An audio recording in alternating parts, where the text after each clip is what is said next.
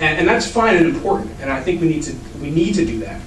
But I think what this whole process lacks so far, as I've seen it, and I haven't seen it all, but what seems to be lacking more than anything else is people saying, okay, I see what your concern is, here's what I think we can do to address your concern.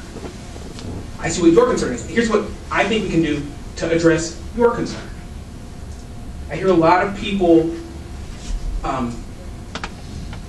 insisting that everyone consider their agenda, but I don't hear a lot of people doing what they can to concern themselves, to take to heart the agendas of the other people involved in this process. That said, there are other people involved in this process. Some of them are locked up. Last thing, the Juvenile Transition Center is not a jail. And that's important to consider. Thank you.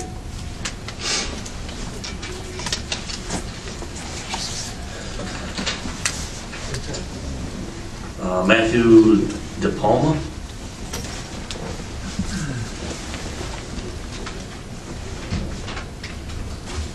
Good afternoon. I'll try to make this brief.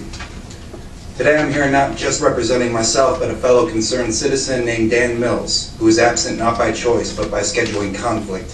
He asked me to voice his discontent about the arrangement of these meetings and the inconsiderate nature by which they are dated.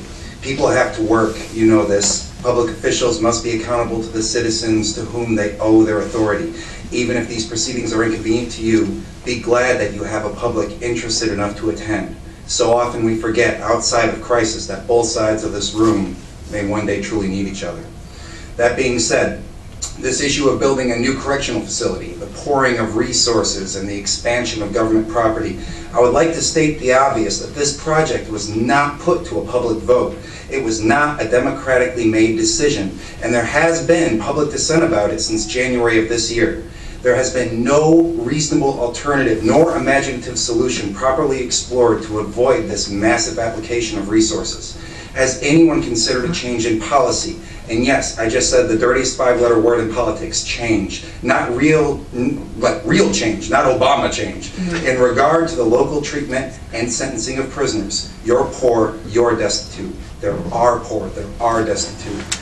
Yes, they are yours and our real problem, once too often ignored. Change, though, is the bringer of uncertainty, and perhaps it's time for a social experiment instead of continuing what has worked itself into obsolescence. The point where an idea can go no further. Do you keep doing the wrong thing until it turns out to be right? I submit that a new prison is salt on an open wound, that the chaos you fear is already here and your solution is merely a band-aid on a geyser. I ask you that you please examine the motives you have for proceeding as you are.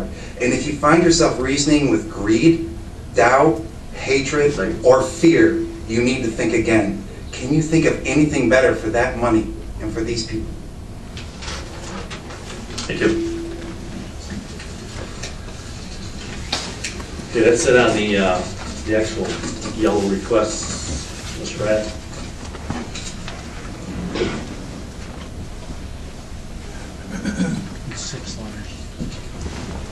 My name is Jim Riley. I live in Norton Shores. Someone had made mention of the dashboard with the underfunding of both the pension, or actually simply just the pension, but I would like to read something.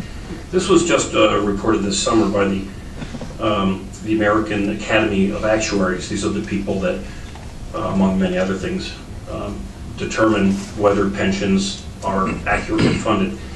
The title is Actuaries Debunk the Myth that 80% Pension Funded Ratio Alone Constitutes Actuarially Sound. And essentially, I'll just read the final words here. Any realistic assessment of a pension plan should include several measures, not just one. Somehow, 80% has become a perceived standard, but that is a myth we need to replace with facts. The American Academy of Actuaries has said that an 80% funded pension, which somebody in the state may say is okay, is in fact a seriously underfunded pension. But that's not the problem here in Muskegon, because the pension is the smallest part, about what, 25, maybe 30% of the underfunded that the giant in the room, of course, is the underfunded health and other health retiree benefits, which is last I saw was funded in the neighborhood of 30%. So there was a significant difference. But I would like to ask a question of the experts that you have here. My understanding is that there are two methods that can be used to fund this jail. One is the essentially issuing bonds based on, quite I find interestingly, very specific cost savings presented by the finance director, almost immediately refuted by the sheriff in terms of how these numbers would come about. But there's another way that this could be funded, and that in fact would be by a millage where the citizens would vote and in fact fund the bonds. Now my question would be, are interest rates lower on bonds that would be issued by a millage 10 seconds. than would they then issue the way that you are apparently intending to go on? And I think that's an important question that all of you ought to get an answer to.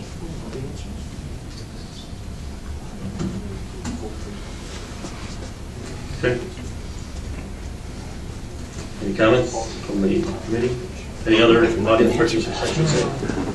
Or even ask it. Yep.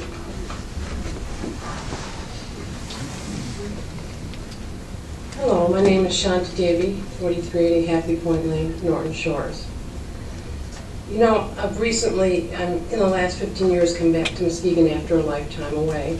And it's just very sad to see what's happened here. It's happening in federal levels and state levels, but the government really, there's a dampening of democracy in so many ways. Just the time of this meeting, people have to take off work to come here and speak to their government. The 2-minute limit, even Muskegon City has 3 minutes and doesn't even really call you on it. They let you go on when you have a point to make. You are taking the voice of the people away by many, many actions. And we are not going to stand for it. There's only a few of us now standing up, but it is going to grow. The people are going to fill this more and more and more because we want our voice heard. Things are way out of control. Things are treated, human lives are treated as if they're part of a factory system. Even the way you've gone about this. The charrette was a charade. You know, I mean, I want you to start listening to people. Do the right thing. Open your hearts. Don't be ruled by greed and by corporate interest. The whole country's going down the tube because of it.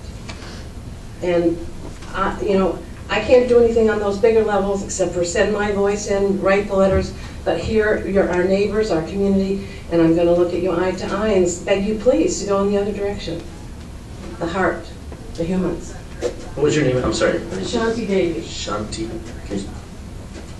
Thank you. Okay, any other audience?